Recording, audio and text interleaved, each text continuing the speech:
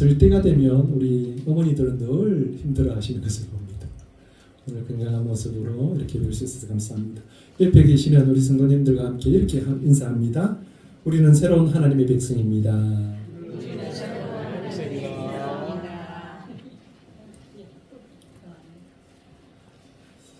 자녀들 보시면서 좋았죠? 자녀들이 아마 다 찾아오셨을 것 같은데 보셔서 좋았고 빨리 가는 뒷국지를 보면서 더 좋았고 그렇죠? 우리는 명절 되면 가족들과 함께 즐거운 시간들을 보내게 됩니다. 그러면서 참 우리 가정 가운데에 또 하나님께서 함께 하십니다는 것들을 감사하게 되죠. 사람은 누구나 변화를 꿈꿉니다. 하지만 단순하게 습관을 바꾸거나 환경을 바꾸는 것만으로는 진정한 변화를 진정한 변화가 일어나지 않습니다. 우리가 진정으로 원하는 것은요, 단순히 조금 나은 사람이 아니고 새로운 사람으로 이 땅의 삶을 살아가는 것입니다. 예를 들어서 어떤 사람이 오래된 집을 고칩니다. 페인트 칠을 하고 또 가구를 들여놓았습니다. 그렇다고 그 집이 새 집이 되었을까요? 그 모습은 조금 깨끗해졌지만 여전히 그 집의 구조는 바뀌지 않았고 또 그 속에 있는 모습들은 여전히 가지고 있는 거죠. 여전히 낡은 집이다라고 하는 것입니다. 우리의 삶도 마찬가지입니다. 그 모습만 조금 바꿔진다고 해서 우리가 새 사람이 되는 것이 아니다는 거죠. 우리의 내면으로부터 새롭게 변해야만 새 사람이 되는 것입니다. 우리는 종종 새로운 출발을 결심을 합니다. 새해가 되면 새로운 마음을 가집니다. 그리고 새로운 또 결단을 하게 되고 그 새로운 마음으로 한 해를 시작하게 되죠. 또 새 학기가 되면 마음을 또 이렇게 새로 잡게 됩니다. 그런데 어떻습니까? 며칠이 지나면 어째 그러냐는 듯이 우리의 마음은 그 결심은 무너집니다. 그러면서 다시 옛 모습으로 돌아갑니다. 왜 그럴까요? 인간의 힘으로는 근본적인 변화를 할 수 없다라는 것입니다. 성경은 이 문제의 답을 우리에게 분명히 말합니다. 오늘 본문 26절에 성경은 이렇게 약속을 합니다. 내가 내 마음을 너에게 주고 새 영을 너희 속에 두며 내 육신에서 굳은 마음을 제거하고 부드러운 마음을 주리라. 그렇게 하나님께서 약속하고 있습니다. 하나님께서 우리 안에 새 마음과 새 영을 주실 때에 우리는 단순하게 조금 나아진 그 사람이 아니라 전혀 다른 새로운 삶으로 그렇게 살아가게 되는 것입니다. 이 변화는요, 우리의 결심이나 노력으로 되는 것이 아니라 하나님의 은혜 가운데 성령의 역사 가운데 이루어지는 것이다 라고 하는 것입니다. 성경 속의 인물도 이런 변화를 경험을 했습니다. 사도 바울은요, 한때 교회를 박해하는 사람이었습니다. 그러나 다메섹 도상에서 예수 그리스도를 만나면서 그는 완전히 새로운 사람이 되었습니다. 이전에는 예수님을 믿는 자들을 박해하고 그를 잡기 위해서 현안이 되었던 그가요, 주님을 만난 그 이후에는 예수님의 그 복음을 전하는 사도로 나중에 변화된 것입니다. 바울의 삶은 단순히 조금 바뀐 것이 아니라 완전히 새로운 사람이 되었다라고 하는 것입니다. 사랑하는 성도 여러분, 오늘 우리가 함께 나누는 이 말씀은요, 바로 이 새로운 사람에 대한 이야기입니다. 하나님께서 우리에게 새 마음과 새 영을 주실 때에 우리는 과거의 실패와 경험, 상처로부터 진정한 새로운 출발을 하게 된다라고 하는 것입니다. 오늘 이 시간 하나님께서 우리를 새롭게 하시고 또 새로운 삶으로 살아가게 하신다는 약속을 붙드는 저와 여러분 되시기를 축복합니다. 우리가 어떻게 새로운 사람이 될 수 있을까요? 첫 번째는요, 하나님이 우리를 다시 모으시기 때문입니다. 사람은 누구나 흩어질 때가 있습니다. 관계가 깨어지고 또 마음이 상하고 삶의 방향을 잃어버릴 때가 있습니다. 이스라엘 백성도 죄와 불순종으로 인해서 여러 나라들로 이렇게 흩어졌습니다. 그러나 하나님은 그들을 포기하지 않으시고 그들을 다시 모으시겠다 그렇게 약속하셨습니다. 그 약속의 말씀이 오늘 본문 24절입니다. 내가 너희를 여러 나라에서 인도하여 내고 여러 민족 가운데서 모아 데리고 고국 땅에 들어가겠다 하는 그런 약속을 하십니다. 하나님은 흩어진 백성들을 다시 모으시는 분이십니다. 이것은 단순히 땅으로 돌아오게 하는 회복이 아니라 하나님과의 관계에 대한 회복을 말하고 있는 것입니다. 이스라엘 백성이 잘해서 다시 모으시는 것이 아닙니다. 이스라엘 백성들이 자격이 있어서 다시 회복시키시는 것이 아닙니다. 하나님의 이름, 하나님의 신실하심이 있기 때문에 다시 불러 모으시는 것입니다. 에스겔 36장 22절은 우리에게 이렇게 증거하고 있습니다. 그러므로 너는 이스라엘 족속에게 이르기를 주 여호와께서 이같이 말씀하시기를 이스라엘 족속아 내가 이렇게 행함은 너희를 위함이 아니요 너희가 들어간 그 여러 나라에서 더럽힌 나의 거룩한 이름을 위함이라. 아멘. 흩어진 그들로 인해서 그들이 들어간 그 나라에서 하나님이 이름이 더럽혀지는 것을 하나님이 보신 것입니다. 이스라엘이 흩어지면서 그들의 마음도 흩어졌습니다. 그들은요 하나님을 향해 있었던 그 마음이 다 흩어졌습니다. 우상에게 마음을 다 빼앗겼습니다. 그리고 세상이 흔들리면서 그 신앙마저도 산산이 무너졌습니다. 그때 하나님께서 말씀하십니다. 내가 너희를 여러 나라 가운데서 인도하여 내고 다시 모으겠다. 그렇게 말씀하십니다. 잃어버린 채로 흩어진 채로 그렇게 살도록 내버려 두지 않겠다. 하나님 그렇게 말씀하신 겁니다. 하나님은요 잃어버린 자를 찾으십니다. 무너진 자를 다시 세우십니다. 그리고 떠난 자를 다시 불러 모으시는 분이십니다.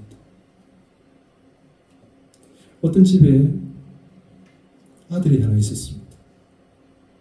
이 아들은요 불량자였습니다. 부모의 말을 전혀 듣지 않습니다. 못된 짓만 했습니다. 그래서 한날 아버지가 이 아들을 쫓아냈습니다. 아버지의 마음에는 이 아들이 세상에 나가서 고생을 좀 해보면 깨닫는 것이 있겠지 그런 생각으로 아들을 쫓아낸 것입니다. 그런데 그 아들은요 쫓겨나서도 사고만 치는 겁니다. 세상 사람들은 그를 보면서 누구 집 자식이기에 저 모양 저 꼴이냐 그렇게 조롱하면서 손가락질을 했습니다. 아버지가 한날 이 아들이 어떻게 지내나 보기 위해서 갔습니다. 그랬더니 그런 소리가 계속 들려옵니다. 아버지는요 마음이 무너지는 것입니다. 더 이상 지켜볼 수 없어서 아버지는 그 아들을 다시 집으로 데리고 옵니다. 왜 그 아버지가 그 아들을 데리고 올까요? 세상이 그 아들을 바꿀 수 없기 때문입니다. 그래서 그 아버지는요 그 아들을 데리고 와서 자신이 얼마나 그를 사랑하고 있는지를 구구절절하게 이야기를 합니다. 그 아들이 그 집으로 돌아오게 된 것은요 그 아버지의 사랑 때문이었습니다. 아들이 변해서가 아닙니다. 아들은 여전히 똑같습니다. 그러나 아버지는 그 아들을 포기하지 못하는 것입니다. 우리가 읽은 말씀이 바로 그러한 아버지의 마음을 담고 있는 부분입니다. 이스라엘 백성들은 전혀 변하지 않습니다. 흩어졌지만 그곳에서도 하나님을 찾지 않습니다. 그곳에서도 계속 무너져가는 그 아들을 보다 못해서 하나님은 말씀하고 계신 것입니다. 아픈 마음으로 이스라엘에 전하는 하나님의 사랑입니다. 이스라엘을 포기하지 못하고 다시 모으시는 하나님의 마음이 여기 담겨져 있는 것입니다. 예수님께서 들려주셨던 이야기 가운데 탕자 이야기가 있습니다. 그 탕자는 아버지의 집을 떠나서 먼 나라로 갔습니다. 아버지로부터 받아왔던 재산이 조금 있었습니다. 그러기에 마음껏 세상을 즐기면서 그의 삶을 살았습니다. 그런데 그것이 오래 가지 못했습니다. 얼마 가지 않아서 그가 가지고 있던 모든 재산을 다 탕진했습니다. 그렇게 탕진하고 나니까 고생길입니다. 고생을 하고 하다 보니까 아버지 집이 얼마나 좋았는지 비로소 깨달아진 것입니다. 모든 것을 잃고 나서 그의 마음 가운데 내가 아버지 집에 있을 때가 좋았구나 하는 생각이 들었던 겁니다. 그래서 아버지 집으로 돌아옵니다. 그런데요 아버지는 이 아들을 내치지 않습니다. 아니 오히려 그 아들을 반겨 맞아줍니다. 그가 어떻게 돌아올 수 있을까요? 아버지가 그를 포기하지 못하기 때문입니다. 마찬가지로 하나님은 지금도 여전히 흩어진 자들을 포기하지 않으십니다. 이사야 43장 1절은 우리에게 이렇게 말합니다. 야곱아 너를 창조하신 여호와께서 지금 말씀하시느니라. 이스라엘아 너를 지으신 이가 말씀하시느니라. 너는 두려워하지 말라. 내가 너를 구속하였고 내가 너를 지명하여 불렀나니 너는 내 것이야. 아멘. 우리의 마음이 때로는 무너지고 흩어질 때에도요, 하나님은 우리를 향해서 이렇게 말씀하십니다. 너는 내 것이다. 그러니 포기하지 않으신 겁니다. 그 어떤 것보다 내 것이기에 소중하고 더 귀하다라고 하는 것입니다. 하나님은 우리를 포기하지 않으시기에 다시 모으시는 것입니다. 어느 농부가요, 한 움큼의 맵시를 손에 쥐고 있었습니다. 그런데 오래 쥐고 있다 보니까 손에 힘이 빠졌어요. 그래서 벼씨가 곳곳으로 흩어졌습니다. 어떤 벼씨는 길가로 떨어졌습니다. 어떤 벼씨는 딱딱한 땅이 떨어졌습니다. 그런데 떨어진 채로 있었던 그 씨앗들은요, 아무런 열매를 맺지를 못했습니다. 그래서 농부는 다시 씨앗을 하나하나 모았습니다. 그리고 나서 땅을 갑니다. 땅에 물을 줍니다. 그리고 정성껏 그 씨앗을 심었습니다. 시간이 지나자 그 씨앗은요, 논을 가득 채우는 벼가 되었습니다. 씨앗이 스스로 모인 것이 아닙니다. 농부가 그 씨앗을 하나하나 정성을 다해서 모아서 심은 것입니다. 우리의 마음이 그렇습니다. 삶의 염려로, 여러 가지 상처로, 걱정으로, 근심으로, 우리가 가진 욕심 때문에 우리의 마음은 흩어집니다. 우리가 지금 예배를 드리고 있지만 우리의 생각은 흩어져 가는 거예요. 기도할 때도 우리 마음은 다른 곳으로 갑니다. 관계 속에서도 마음이 나누어집니다. 우리의 믿음도 점점 사라져 갑니다. 그러나 하나님은요, 그런 우리지만 포기하지 않으십니다. 흩어진 마음을 다시 모으십니다. 하나님은 내가 그렇게 하겠다, 그렇게 하십니다. 사랑하는 성도 여러분, 하나님은 오늘도 우리의 마음을 모으십니다. 예배의 자리로 다시 모으시고요, 말씀의 자리로 다시 모으시고, 회복의 자리로 다시 모으십니다. 혹시 지금 인생이 무너진 것처럼 느껴지는 분이 계실까요? 모든 것이 끝난 것처럼 생각이 되실까요? 하나님은 우리에게 이렇게 말씀하고 있습니다. 흩어지면 끝이 아니라, 흩어지면 하나님께서 다시 모으시는 하나님의 시작이다라고 말씀하고 계십니다. 흩어짐이 마치 하나님의 심판처럼 보이겠지만 하나님의 손 안에서 회복되는 과정입니다. 흩어지면서 남게 된 그 상처가 공동체를 더 단단하게 만드는 씨앗이 되는 것입니다. 그때 흘렸던 눈물이 다시 모임의 씨앗이 된다라고 하는 것을 여러분 아셔야 합니다. 씨앗을 다시 모으는 그 농부처럼 하나님도 오늘도 우리를 모으고 계십니다. 상한 마음을 모으시고요, 부서진 자존감을 다시 모으시고, 식어져 버린 그 사랑을 다시 모으십니다. 그리고 다시 우리를 심으십니다. 하나님이 모으시면 다시 살아나게 될 것입니다. 하나님이 모으시면 다시 열매를 맺게 될 것입니다. 이 예배의 자리가 우리가 새롭게 시작하는 자리가 되기를 축복합니다. 우리가 어떻게 새로운 사람이 될 수 있을까요? 두 번째는요, 하나님이 우리에게 새 마음과 새 영을 주시기 때문입니다. 오늘 본문 26절, 27절 말씀을 다 같이 읽겠습니다. 같이 읽습니다. 또 새 영을 너희에게 속에 두고 새 마음을 너희에게 주되 너희 육신에서 굳은 마음을 제거하고 부드러운 마음을 줄 것이며 또 내 영을 너희 속에 두어 너희로 내 윤례를 행하게 하리니 너희가 내 규례를 지켜 행할지라. 아멘. 이 말씀은요, 우리를 위로하기 위해서 주시는 말씀이 아닙니다. 이것은 하나님께서 우리에게 주시는 근본적인 해결책입니다. 이스라엘을 어떻게 새롭게 하실지에 대한 해답을 말씀하고 계신 것입니다. 이스라엘을 망한 이유는요, 환경 때문이 아니었습니다.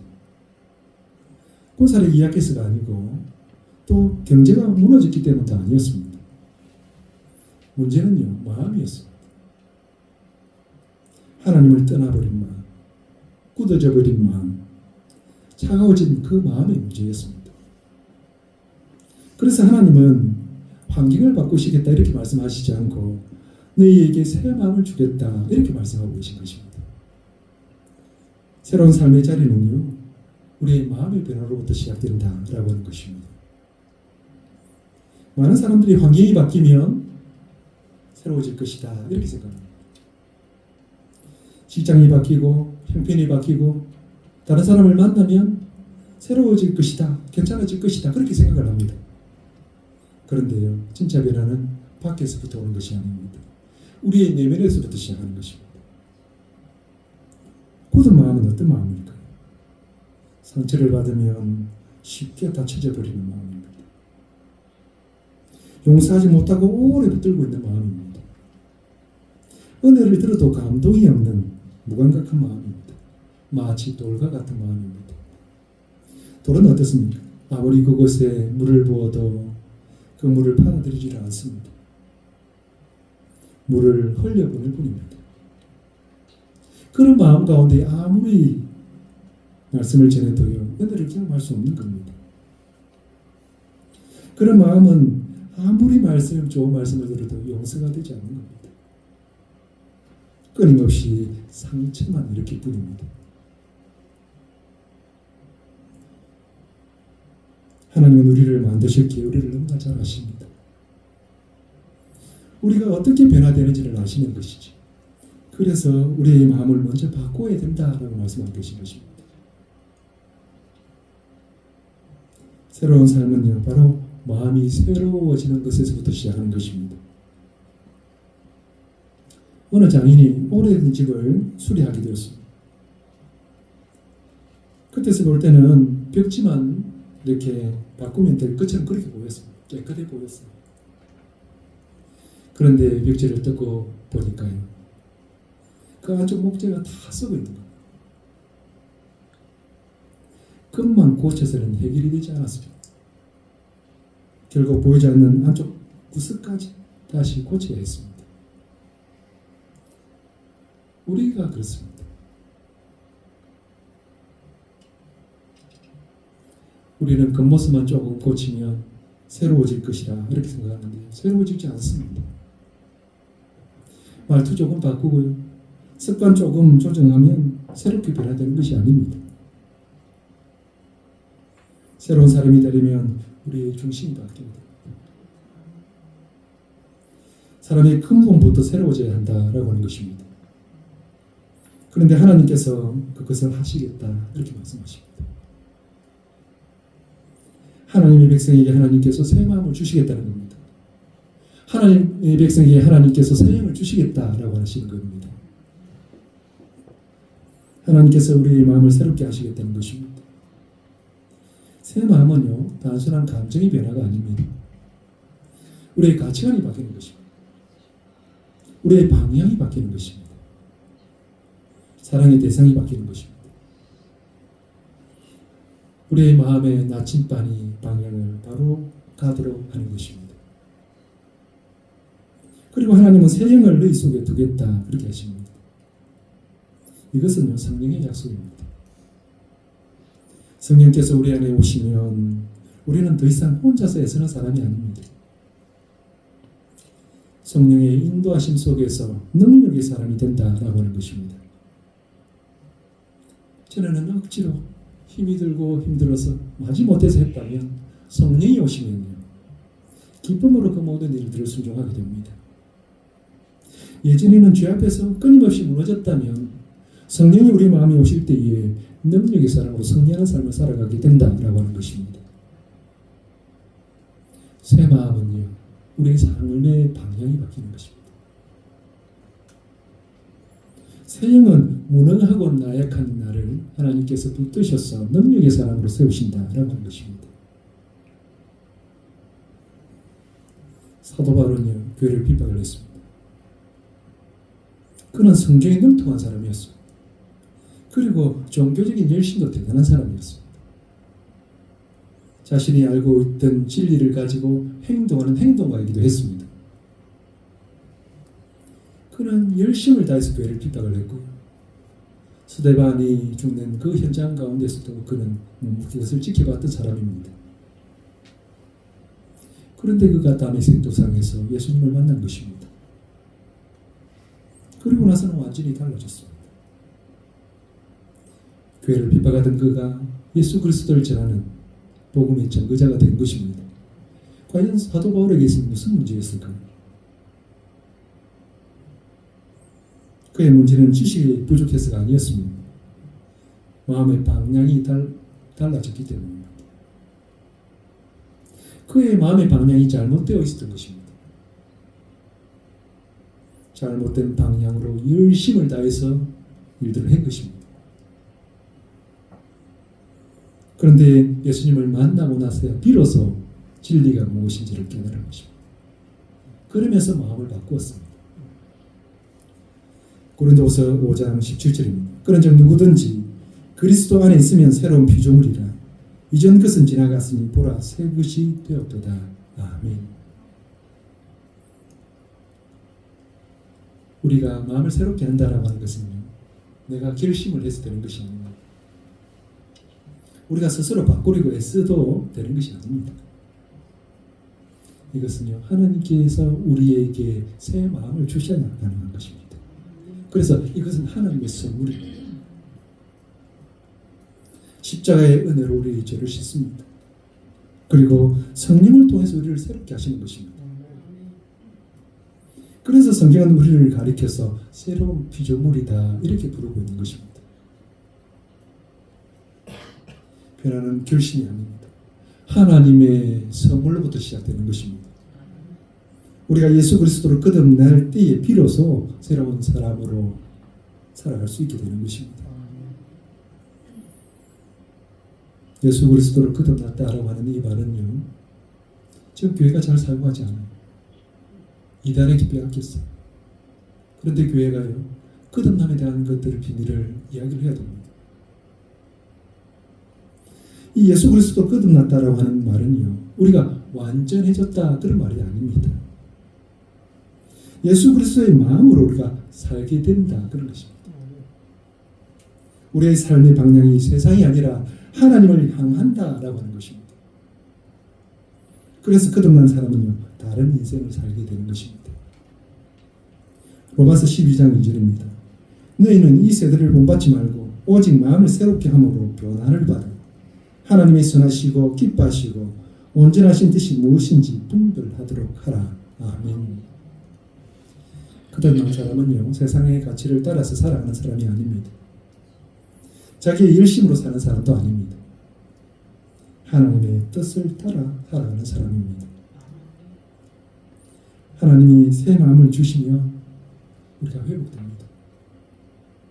하나님이 새 영을 우리에게 주시면 우리는 순종하게 됩니다. 하나님이 우리 안에서부터 새롭게 하시면 우리의 삶이 달라집니다. 환경이 우리를 새롭게 하는 것이 아닙니다. 어떤 조건이 우리를 새롭게 하는 것도 아닙니다. 하나님이 주시는 새 마음과 새 영으로 가능한 것입니다.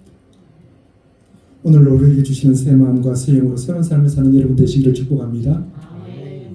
그러면 왜 우리는 새로운 사람이 되어야 될까요? 세 번째는요, 하나님이 우리를 하나님의 백성 되게 하셨기 때문입니다. 28절은 우리에게 말합니다. 내가 너희 조상들에게 준 땅에서 너희가 거주하면서 내 백성이 되고 나는 너희 하나님이 되리라. 아멘. 우리가 새로워야 되는 이유는요, 너무나도 분명합니다. 왜 새로워야 될까요? 새로워지지 않으면 우리가 망한다는 것입니다. 우리는 원래 하나님의 백성이 아니었습니다. 하나님과 상관없는 삶을 살아갔던 사람들이었습니다. 그러나 하나님께서 우리를 부르셔서 하나님이 백성 되게 하셨습니다. 이것이 바로 하나님의 놀라운 은혜입니다. 우리는 그 은혜로 말미암아 새로운 사람이 되었습니다. 어느 고아가 살았습니다. 보호시설에서 자라면서 늘 눈치를 보며 자랐습니다. 그래서 눈치가 참 빠르죠. 나는 버려진 아이야. 이런 생각 가운데에 깊은 마음의 상처를 가지고 살았습니다. 그런데 어느 날 한 가정이 그 아이를 입양했습니다. 법적으로 가족이 되었고 또 새로운 성도 받았습니다. 처음에는 이 아이의 태도가 쉽게 바꿔지지 않았습니다. 밥을 먹을 때도 눈치를 봅니다. 혹시 다시 버리지는 않을까 두려워합니다. 그러나 부모는 계속해서 말을 합니다. 너는 이제 우리 아들이야. 우리는 너를 버리지 않아.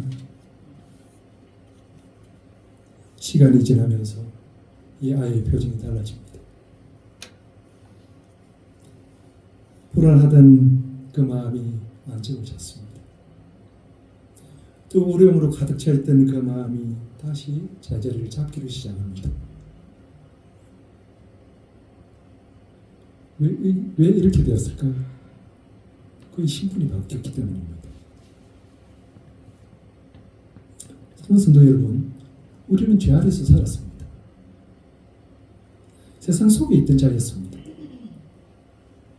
그런데 하나님께서 우리를 부르셔서 하나님의 백성 삼아 주신 것입니다. 그렇게 우리의 신분이 바뀐 겁니다. 우리가 새로운 사람이 된 것은요, 우리의 성격이 바뀌어서가 아닙니다. 우리의 환경이 좋아져서도 아닙니다. 우리의 신분이 바뀌었기 때문입니다. 예전에 우리의 소속은요, 이 땅이었습니다. 그러다 보니까요, 이 땅에서 희망을 찾습니다. 이 땅에서 삶의 의미를 찾았습니다. 그런데 하나님이 부르시고 자기 백성 되게 하셨기에 우리의 소속이 바뀐 것입니다. 소속이 바뀌다 보니까요, 우리의 관심이 이 땅이 아닙니다. 하늘이 된 것입니다. 하나님의 백성이 된 것입니다. 그래서 우리는 더 이상 고아처럼 살 필요가 없습니다. 두려움에 묶여서 살 필요가 없습니다. 과거에 매여서 살 필요도 없습니다. 우리는 하나님의 은혜 가운데에 하나님의 백성이 되었습니다. 하나님은 더 놀랍게 우리에게 말씀하십니다. 우리는 하나님의 자녀라고 하십니다. 로마서 8장 15절입니다. 너희는 다시 무서워하는 종의 힘을 받지 아니하고 양자의 힘을 받았으므로 우리가 아빠 아버지라고 부르짖느니라. 아멘. 우리를, 하나님을 아버지라고 부를 수 있는 그런 신분을 우리가 얻은 겁니다. 하나님이 어떤 분이죠? 감히 우리가 하나님 앞에 설 수도 없습니다. 근데 그 하나님을 우리가 아버지라고 부릅니다. 이제 돌아갈 집이 있습니다. 이제 붙들 약속이 있습니다. 그러므로 하나님의 나라를 소유한 백성이 된 것입니다. 하나님은 우리에게 분명히 말씀합니다. 나는 너희의 하나님이 되고 너희는 내 백성이 되리라. 그렇게 말씀하십니다. 하나님께서 우리를 자신의 백성이 되게 하셨다는 것입니다. 이 말씀은 단순한 선언이 아닙니다. 우리의 정체성과 우리의 삶의 방향이 완전히 새롭게 되었다라고 하는 약속의 말씀입니다. 하나님의 백성으로 산다는 것은요, 단순하게 그 이름표만 붙이고 사는 것이 아닙니다. 하나님의 백성이 되었다라고 하는 것은 하나님의 보호 아래 있다는 것입니다. 하나님의 약속 안에 있다는 것입니다. 하나님의 사랑을 받는 대상이 되었다라는 것입니다. 이것이 바로 우리의 삶의 중심에 하나님이 있다라고 하는 증거입니다. 이스라엘 백성들이 광야의 삶을 살아야 했습니다. 그때 하나님께서 그들을 불러내셔서 너희는 내 백성이다 이렇게 말씀하셨습니다. 이 선언은요, 이 백성의 모든 것을 다 내가 책임지겠다라고 하는 약속의 말씀이었습니다.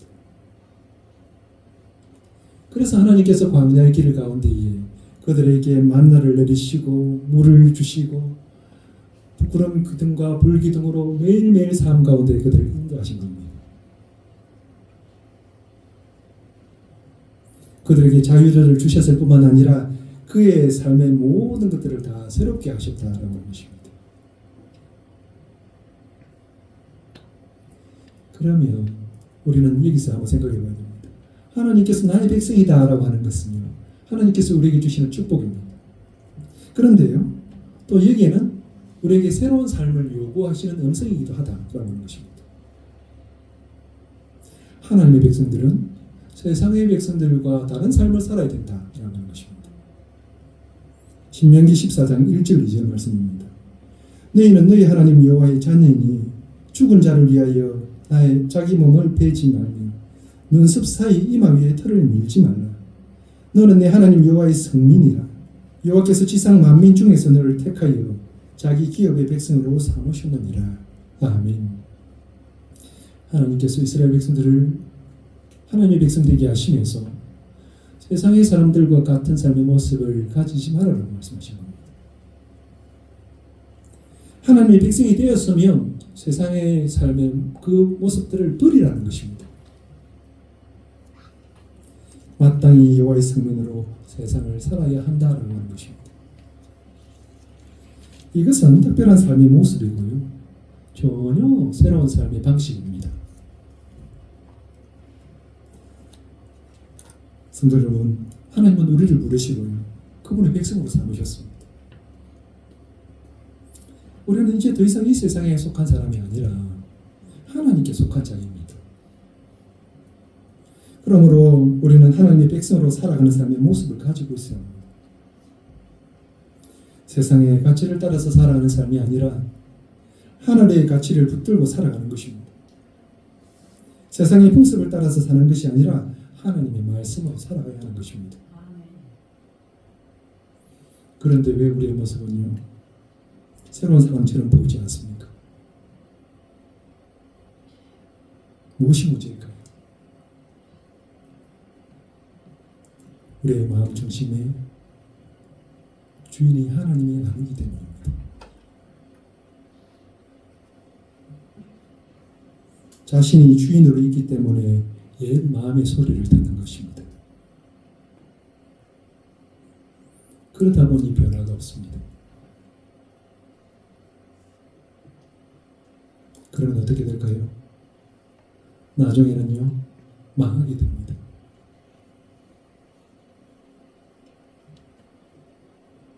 하나님이 주시는 새 마음을 받으셔야 합니다. 하나님이 주시는 새 영을 받으셔야 합니다. 그렇게 하나님이 주인이 되어야 하나님의 나라를 유업으로 받는 것입니다. 하나님의 법 아래에서 순종하면서 살아가게 되는 것입니다. 예수님이 주시는 말씀이 있습니다.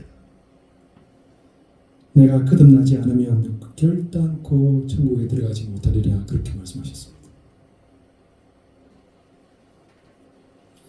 내가 거듭나지 않으면 결단코 천국에 들어가지 못하리라 하셨어요. 옛 모습을 가지고는 하나님의 나라에 들어갈 수 없습니다. 종교적인 모습을 가지고는 하나님의 나라에 들어갈 수 없습니다. 교회를 다니는 것만으로 하나님의 나라에 들어갈 수 없습니다. 교회를 아무리 오래 다녀도 자기 자신에게 손해가 되고 위협이 되면 하나님을 모른다고 부인하게 되는 것입니다. 사랑하는 성도 여러분, 하나님이 우리를 새로운 백성으로 삼으셨습니다. 그러므로 우리는 더 이상 옛 사람처럼 살면 안 됩니다. 하나님의 자녀답게, 하나님의 백성답게 그렇게 살아야 합니다. 우리의 신분이 바뀌었기에 삶의 모습이 달라져야 합니다. 우리의 소속이 바뀌었기에 우리의 삶의 방향도 달라져야 합니다. 우리는 세상 속에서 하나님이 어떤 분인지를 보여주면서 살아가야 될 사람들입니다. 그러므로 새로운 백성은 용서하고 사랑하고 거룩함을 드러내면서 살아가는 것입니다. 우리 모두 이렇게 고백할 수 있으면 좋겠습니다. 나는 하나님의 백성입니다. 그러므로 나는 새로운 사람입니다. 우리 한번 고백해 볼까요? 나는 하나님의 백성입니다. 그러므로 나는 새로운 사람입니다. 이 고백 위에 굳게 서서 우리의 남은 삶을 살아가는 주의 거룩한 성도들이 다 되시기를 주님의 이름으로 축복합니다.